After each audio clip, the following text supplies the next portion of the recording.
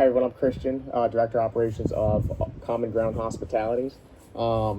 Today we are going to be making a Korean barbecue glazed salmon with some fried cauliflower rice and some bok choy from Eastview. And yeah, I'm looking forward to I love salmon personally because salmon is a very approachable, well, no, I'm sorry, not approachable fish. It is one of those fishes that is loved or it's hated, but I feel like it's really underrated. I think nutrition-wise, it provides a lot and has a lot to offer. It's full of omega-3 fatty acids, which is great for heart health, good blood pressure, stuff like that. You know, fish oil pills you take, same thing. We're gonna start with just getting our pan hot and just getting some mise en place done. Mise en place is just French for everything in its place. Makes cooking a lot easier when all the prep is kind of already done, all your knife work's done, all your fish is ready to go. It just kind of saves the time that you need that would otherwise be used for cooking. That way you can focus on it. It's when burning and overcooking tends to happen. You know, you're like, oh god, I forgot to cut my onions, and then you forget that you have salmon in the pan or you have steak on the grill, and it's like, oh no, it's well done. If everything's done ahead of time, then you really have nothing to worry about because you can devote your whole attention to making sure whatever you're cooking has time to cook, and you won't miss anything. So the cauliflower rice would do real easily. Nothing too crazy. I do love cauliflower rice because it's a nice substitute for rice. And with a lot of diets nowadays, such as keto, gluten-free diet, stuff like that, it's a great substitute for rice. And honestly, I think it provides a lot more flavor and a lot more nutrition. Rice itself just kind of is rice, so it is what it is. It's just kind of empty carbs. There's not really anything else that it offers. So with cauliflower, we can actually start to build flavor. And it's an actual vegetable, so it does provide some nutritional value.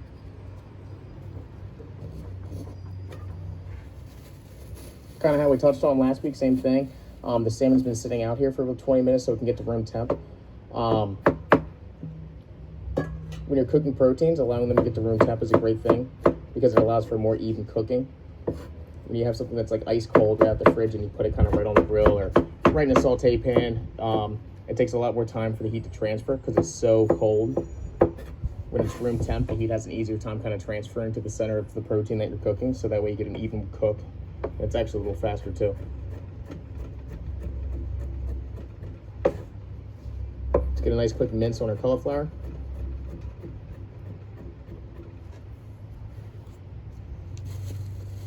What I'm actually going to do is I'm going to start by caramelizing our onions.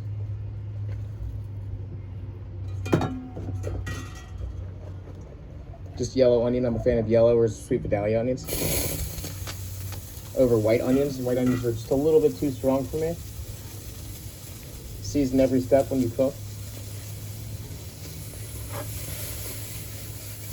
Instead of adding salt kind of right at the end to make sure it's seasoned well, if you add salt through the entire preparation of whatever you're cooking, you're gonna have a more well-balanced flavor, and it's gonna help each cooking process kind of develop more flavor as well too. It's a preservative, so it draws the liquid out of something. So if you can draw all the sugars and all the juices out of everything you're cooking every single step of the way, then you're gonna have a more full-bodied and well-rounded dish at the very end. So the cauliflower, just quick fine mince on it.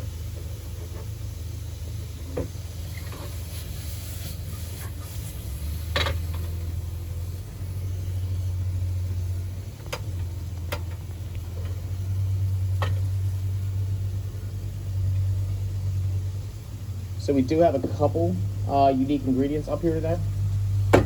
Nothing that you couldn't find at your local store.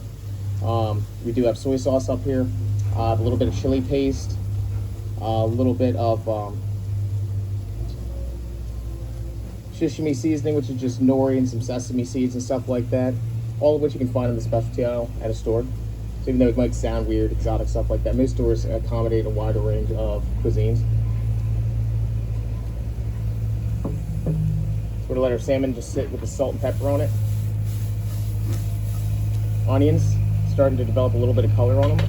They still have a little bite to them, and we're not gonna let that go too much longer because we want to help keep that bite. So we're gonna turn it down, let that sit, let the residual heat just kind of finish letting it get tender. We'll come back for the rice here in a second because we want to start our fish right now.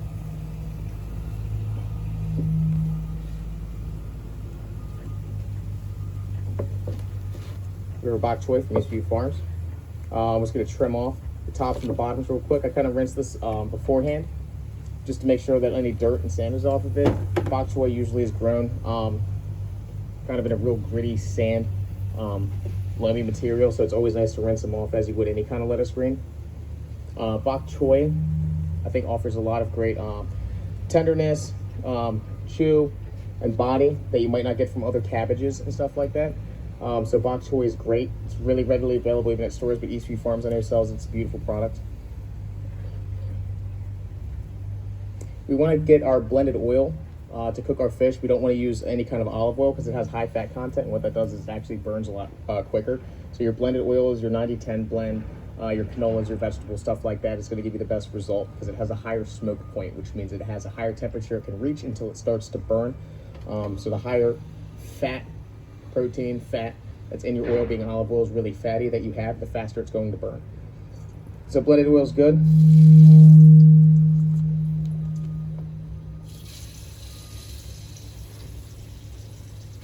As soon as that oil starts to smoke, you know it's hit the right temperature. You want to put your salmon in presentation side first. So this is going to be the inner of the fillet, skin side above. We are going to sear both sides, but the presentation side that hits the pan first is going to have the most concentrated heat and is going to get the best sear. So we want to make sure we devote our attention to giving that side a little more love first.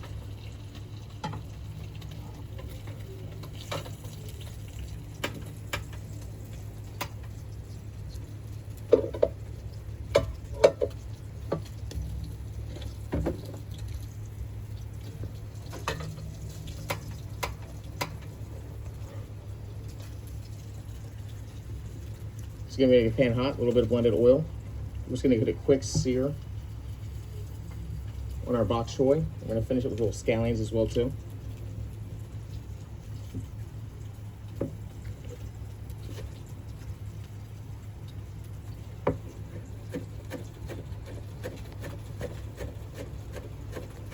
We're not trying to cut these crazy thin right now, just a little bit of bite to them.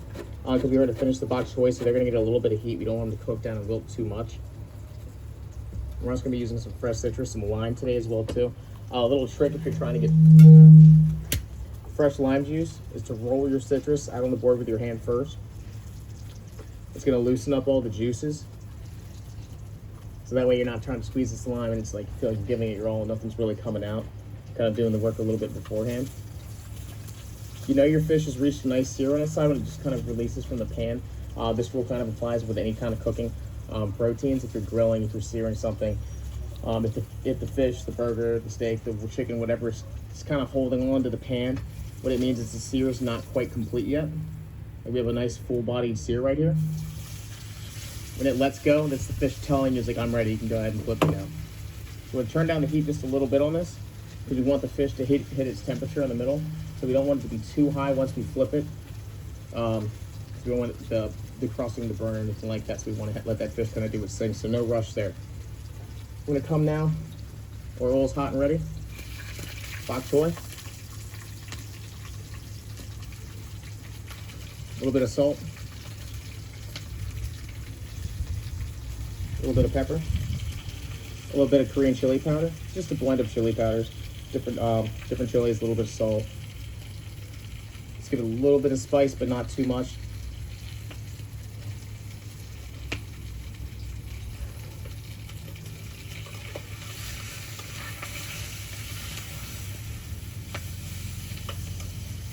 I'm going to gently work the bok choy.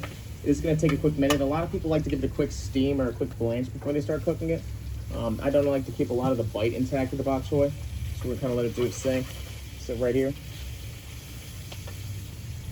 Salmon's coming along nicely. So what we're going to do for the sauce actually is when the salmon is done cooking, we're going to take it off so it can rest. When it begins to rest, we're actually starting to build the sauce in the pan, so that way any leftover bits and fats and goodness of that salmon that's left over in the pan, we can actually start to build the sauce up from that. All about building flavor with cooking. A lot of pans can get really confusing, you know, a lot of dishes, stuff like that. And what you're actually doing by new pan is you're losing a lot of flavor that you're getting from the ingredients you cook in the other pans.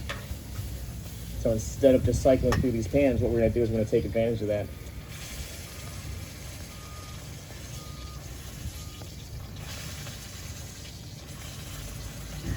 Let's touch on the sides real quick. Salmon's almost ready to start resting.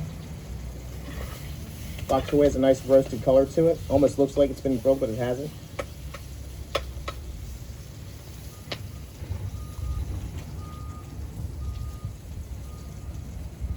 A little bit of scallion.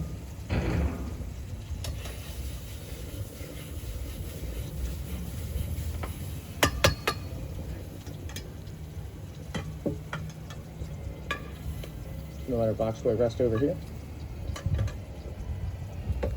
I'm gonna bring our other pan back here. So we're gonna start getting to work on this cauliflower rice. So bring it back up to heat, a little more oil. We still have our onions in the pan. The onions are a lot softer than they were before because they've just gotten to sit in the remaining heat of the pan amongst themselves as well too.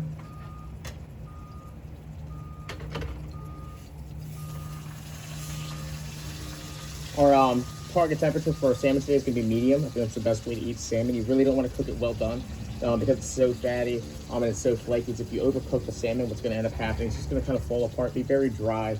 And we definitely don't want that, especially when you're dealing with a nice piece of fish. You want to kind of give it the respect it deserves and let it eat the way it's intended to be. So we're just going to bring it to medium, which is going to be fish right around 140 degrees internal temperature, 145.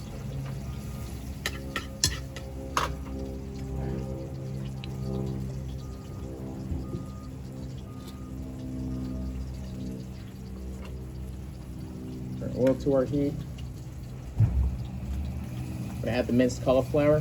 The trick to making good cauliflower rice is really being quick with it. A lot of people tend to cook and cook and cook their rice, and what ends up happening is it ends up overcooking, or people start it on a temperature that's too low. In which case, what's going to happen is your cauliflower is actually going to steam, and it's going to get really mushy before it ever actually has a chance to start to caramelize, and it loses a lot of that bite and texture.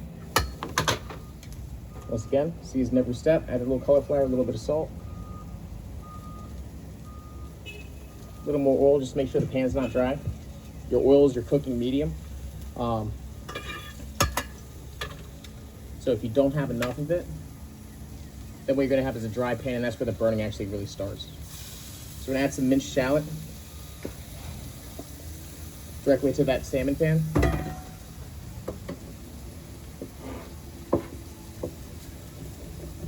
Just a little bit of sliced garlic. I'm actually gonna go ahead and leave these in their whole slices, just like this.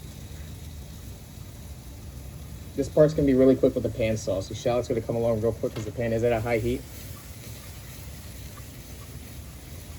We're starting to get a lot of nice color right now. Here's where we're gonna build our sauce. It's a couple specialty things, but for the most part, a lot of things are gonna end up happening around the house. We need to use our vinegar, rice wine, but white wine works just as fine. First, to help deglaze the pan.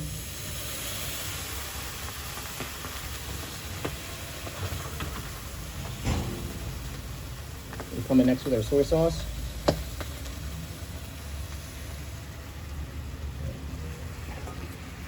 I have a little chili paste, this being gochujang. I know they sell the little tubes in stores of chili paste, which works just as fine. Gochujang is just a fermented chili and brown rice paste that has a little tang to it. Good color, done. Finish it, a little bit of pepper. A little bit of salt. Cauliflower rice is good. Barbecue, we're getting a lot of the stickiness right now. The sauce, the deglazing, the reduction of the liquid. We're getting a nice saucy texture to it right now. I'm gonna add a little bit of furikake and sesame seasoning, which is just sesame and nori.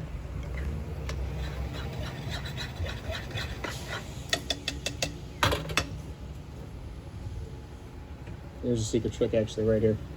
Just a little bit of ketchup. Sounds weird, but trust me. It's all gonna be fine. Like a little bit more vinegar. A little bit more of these scallions.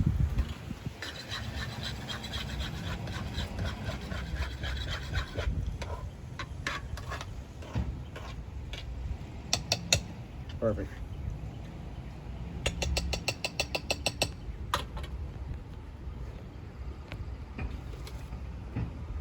Not too bad. So now we're gonna plate our meal real quick. We have our cauliflower rice.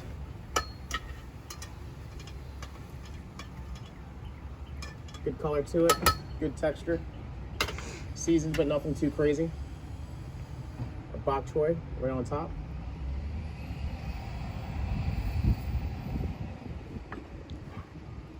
Our salmon, which to this point is rested to a medium, hopefully.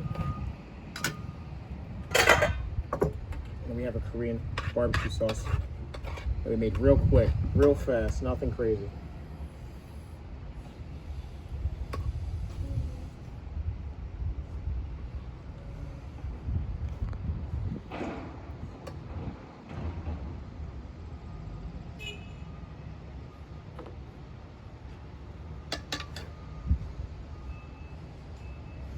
A little bit of scallion to garnish.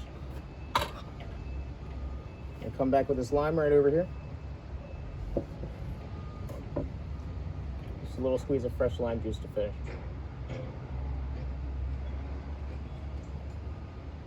And then you were good.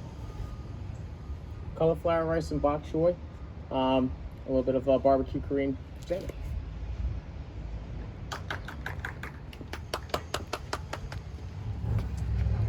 Let's all take our pictures of the plate.